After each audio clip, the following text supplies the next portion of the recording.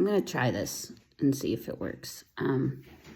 Mornings are always my most beautiful time. So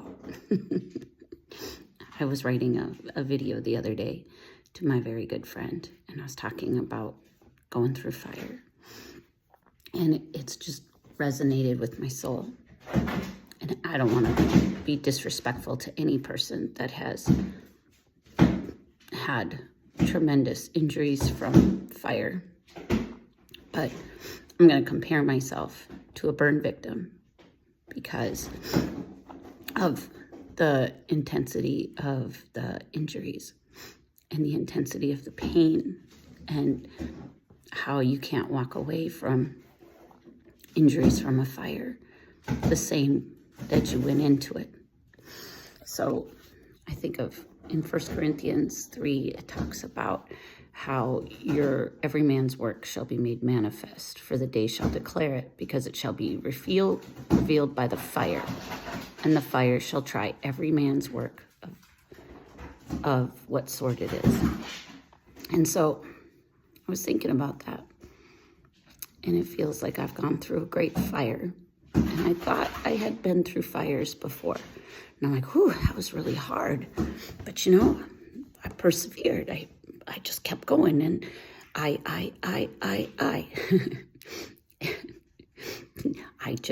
I'm just strong. And I learned a lot about God during those previous fires, trials, issues, because I thought they were the hardest thing, and they were the hardest thing until I had a wildfire that burned everything in my whole life up until there was nothing left. And it started little, and it kept going. It's like it just spread all over the place until we found the root of the fire. And when we found the root of the fire, it had destroyed everything. Like it felt like it had destroyed our entire house. And how do you even begin to rebuild your life? How do you begin to rebuild when everything is charred and there's just ashes left? And so you have to keep digging, and you have to keep digging, and you have to keep digging. And then you see this one little rock. That's your cornerstone. And so you start trying to put one piece of wood on your rock, and you're like, okay, here we go. When you start playing cards, and you start putting them together, and you can make one, and then whoosh, it falls.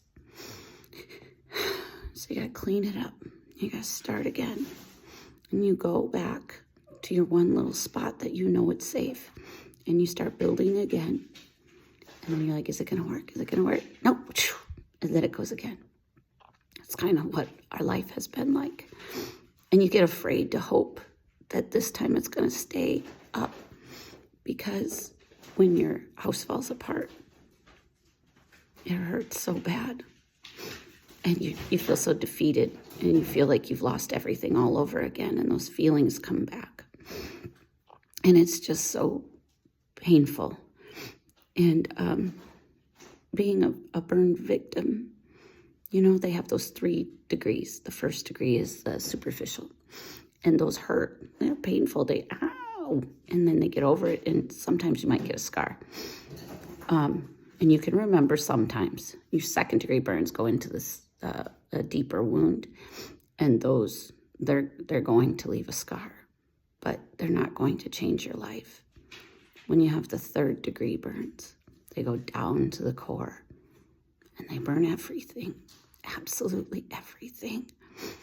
And the risk of infection, the risk of death is so great. Well, why? Because it's gotten all the way to your core. It's so dangerous. And you are so vulnerable, and you're so open.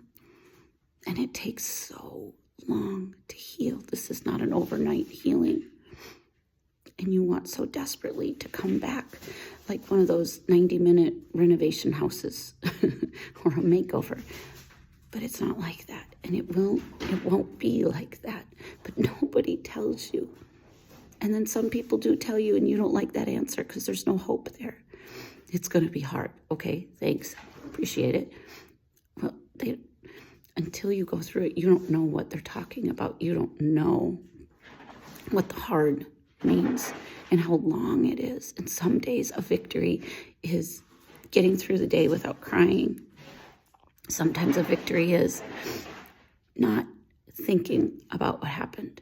Sometimes a victory is smiling and laughing and just enjoying the day. You just never know. And then, you've built a pretty good stack of cards up. And a wind comes, whew, and they're all gone. And you have to start all over again.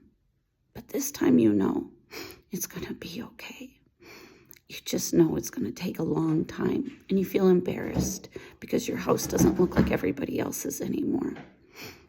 And those wounds, well, this kind of victim, the burn victim, you can't see the wounds. If people could see them, I know they'd have sympathy. I know that they would do whatever they could.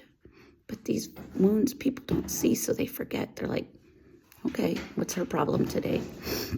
She's just having a bad hair day or whatever. But these wounds, they're on the inside and they're festering and they're bubbling and they're boiling and they constantly need antiseptic.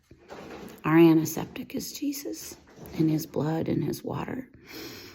And he has to clean it every single day, sometimes multiple times a day because you won't make it. And at the beginning, you can't even ask him to clean it for you. You have to depend on people to help you pour his blood on you because you don't have the strength. I never understood that before. All I'm asking is what and why and how. But when you've laid that foundation with that cornerstone,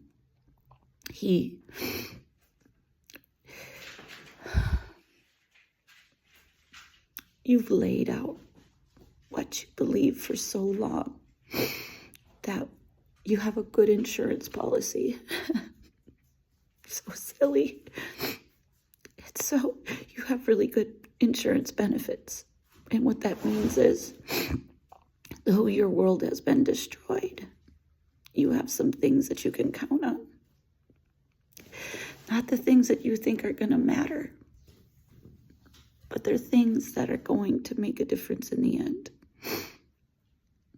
The things that you believe in, the things that you've held hope in, the things that you've built, like what kind of person you are, what you put your focus on, what you rely on, who you've told things to, how you respond to things. That's kind of your insurance policy, because those things will really matter in the end. So as I've been struggling, as I've been going through all of this, and going through this devastating wildfire, I think about burn victims, and they walk away, and all their scars are for everyone to see, and people can tell that something terrible has happened to them, and they're forever changed. Well, this kind of burn victim, you don't see it. You don't know that this has been life-altering, and not in a good way, but that it has forever changed you. And the wounds are deep. And those scars, you can feel them always. But cornerstone, your firm foundation, it makes such a difference and such an impact.